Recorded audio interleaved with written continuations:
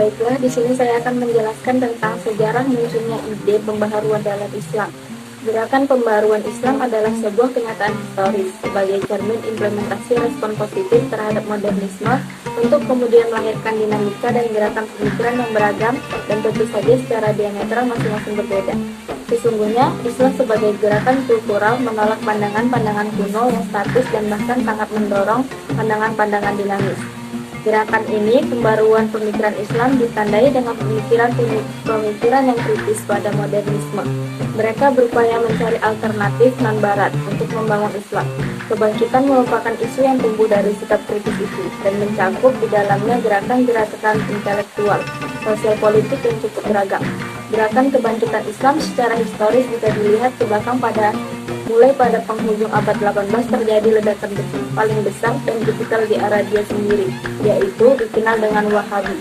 Muhammad ibnu Abdul Wahab bergerak untuk purifikasi demi kemajuan dan kebangkitan Islam dengan jalan menelusuri sumber-sumber dari Nakli. Gerakan ini pada intinya diarahkan untuk menanggulangi proses-proses degradasi moral Islam dalam bidang moral dan politik akibat runtuhnya peradaban Muslim di abad pertengahan. Gerakan ini sesungguhnya bisa dikatakan muncul sebagai pendobrakan terhadap pemahaman dan finalitas tradisi pemikiran tradisional atau ortodoks yang telah mengalami konservatisasi. Sebagaimana sering didengar, ada dua arus besar dalam pemikiran Islam yang hendak dilakukan oleh para pembaharu, yaitu Arabisasi dan modernisasi terkait dengan warisan Islam yang dimiliki oleh dunia Arab. Kelompok pertama yang menghendaki Arabisasi didorong oleh alasan yang menyatakan bahwa selama kejayaan Islam, bahasa Arab dan budaya Arab merupakan hal nyata digunakan untuk kemajuan bersama. Juga merupakan isapan jempol memang ketika imperium Islam dibangun atas kebudayaan Arab, khususnya suku Quraisy. Walaupun dalam sebuah hadis dinyatakan Al-Quran ini bukan untuk Quraisy, namun untuk sekalian umat. Kelompok yang kedua yaitu yang cenderung ke modernisasi dan memang agak sekularilisasi, sebagaimana yang dilakukan oleh Kemal Atatürk dalam negara Turki yang mencoba membangun negaranya dengan paradigma Barat. Ia mengembalikan agama sebagai urusan privat dan negara tidak mencampurinya. Di antara dua kelompok besar itu muncul pula tokoh pembaharu yang moderat. Satu sisi mencoba untuk mempertahankan warisan Islam, di sisi lain juga berupaya melakukan pembaharuan terhadap pemikiran Islam, yaitu antara lain Muhammad Abduh dan Sayyid Muhammad Rashid Ridha. Sekian dari saya. Saya Sriani. Di sini saya akan menjelaskan bagian B, yaitu tokoh-tokoh dalam pembaharuan Islam. Yang pertama yaitu Muhammad ibnu Abdul Wahab. Muhammad ibnu Abdul Wahab dilahirkan di kota Uyainah sebelah utara kota Riyadh pada tahun 1115 Hijriah, bertepatan dengan tahun 1703 Masehi di tengah-tengah keluarga ulama. Sejak kecil beliau sudah menghafal Al-Quran dan belajar fikih, tafsir, dan hadis. Saat sudah mencapai usia balik, beliau berangkat ke Mekah untuk menunaikan ibadah haji dan menimba ilmu dari para ulama Mekah dan Madinah. Beliau juga berangkat menuju Basrah dan menimba ilmu dari para ulama Basrah ketika itu. Muhammad ibnu Abdul Wahab memulai dakwahnya di kota Huraymila, yaitu tempat tinggal ayahanda beliau. Beliau mulai mengajak untuk memurnikan ibadah hanya kepada Allah SWT dan menjelaskan bahaya syirik serta bahaya beribadah kepada selain Allah. Pada masa itu, negeri-negeri Islam benar-benar mengalami kemerosotan dari segala aspek. Kaum muslimin mengalami kemunduran moral dan akhlak. Praktek kesyirikan tersebar di mana-mana. Berdoa kepada selain Allah, meminta pertolongan kepada pohon serta batu-batu keramat, serta praktek sihir dan perdukunan hampir merata di tengah-tengah kaum muslimin. Dengan munculnya dakwah Muhammad ibnu Abdul Wahab ini di tengah jazirah Arab dan dibantu oleh kekuatan pedang Amir Muhammad bin Su'ud yang kemudian menyebar ke negeri-negeri Islam lainnya, maka pantaslah jika beliau dijuluki sebagai pembaharuan abad ke-12 Hijriah. Tokoh yang kedua yaitu Jamaluddin Al-Afghani. Jamaluddin Al-Afghani dilahirkan pada 1838 Masehi. Ayahnya bernama Sayyid Safdar, seorang penganut mazhab Hanafi. Ia dilahirkan di Asadabad dekat Hamazan di Persia, namun ia berkebangsaan Afghanistan. Sejak kecil Jamaluddin telah menekuni berbagai cabang ilmu keislaman. seperti tafsir, tasawuf, hadis, dan filsafat Islam. Ia juga belajar bahasa Arab dan Persia. Sejak remaja ia mulai menekuni filsafat dan ilmu eksakta menurut sistem pembelajaran Eropa modern. Dalam sebuah konspirasi, Inggris berhasil menghasut penguasa Mesir untuk mengusir Al-Afghani. Akhirnya ia dibuang ke India dan ditahan di sana pada 1879 Masehi. Jamaluddin wafat pada usia 59 tahun pada 9 Maret karena penyakit kanker. Baik, saya akan melanjutkan materi tentang tokoh-tokoh pembaharuan Islam. Yang ketiga ada Muhammad Abduh. Muhammad Abduh lahir pada tahun 1849 di desa pertanian di Lembah Sungai Nil. Ayah Muhammad Abduh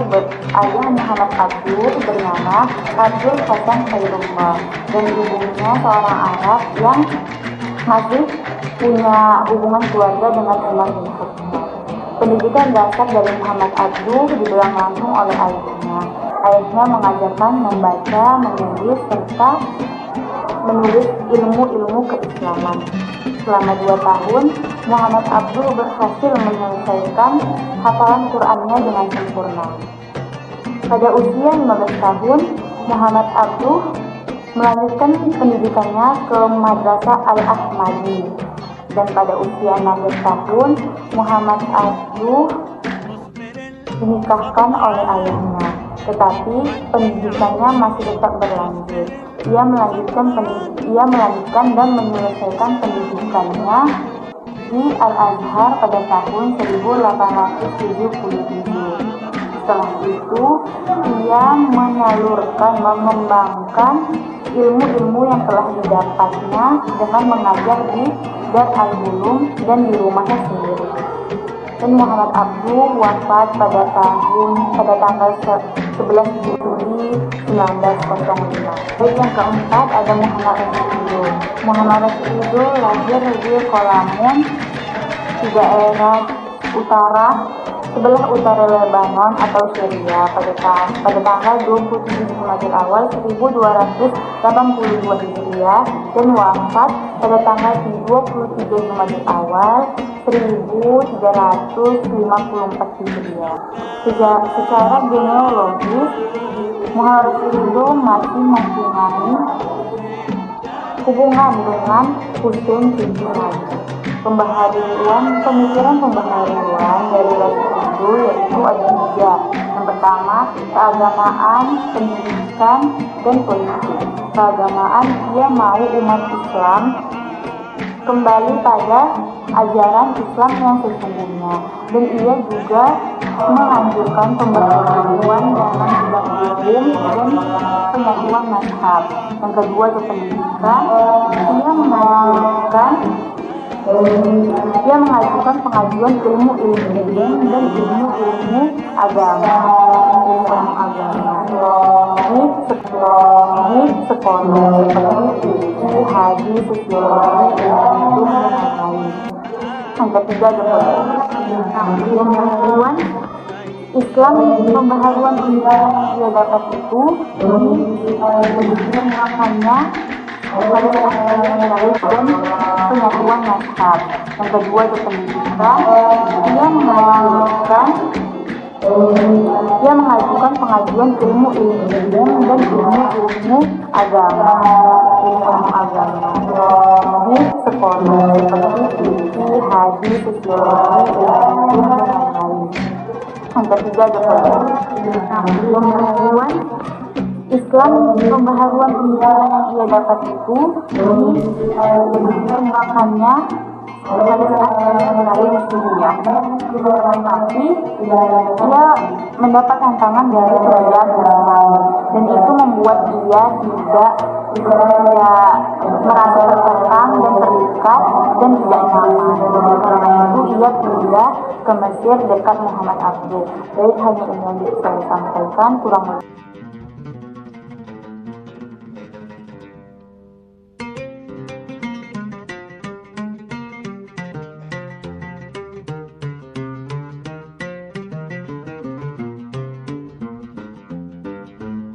Baiklah, selanjutnya di sini saya akan bacakan pada bagian C, yaitu dampak pembaruan dunia Islam. Pembaruan di negara-negara Timur Tengah tidak hanya tersebar di lingkungan mereka sendiri, namun juga meluas hingga ke Indonesia. Pengaruh-pengaruh dari pembaruan tersebut antara lain: 1. Semua pembaruan yang dilakukan oleh Jawahab, Maluddin Al-Afghani dan Syekh Muhammad Abdul sampai juga ke Indonesia, terutama terhadap tokoh-tokoh seperti Haji Muhammad Miskin, Haji Abdurrahman, dan Haji Salman Faris. Mereka sepulang dari Tanah Suci terilhami oleh Syekh Abdul Wahab. Kemudian pada tahun 1903 Masehi, murid-murid dari Syekh Ahmad Khatib, seorang ulama besar bangsa Indonesia di Mekah yang mendapat kedudukan mulia di kalangan masyarakat dan pemerintah Arab, kembali dari Tanah Suci. Kemudian munculnya berbagai organisasi dan kelembagaan Islam modern Indonesia pada awal abad ke-20, baik yang bersifat keagamaan, politik maupun ekonomi. Organisasi tersebut ialah Sarekat Islam PNI, Partai Muslimin Indonesia, dan juga lain-lain. Mungkin itu saja yang bisa saya sampaikan.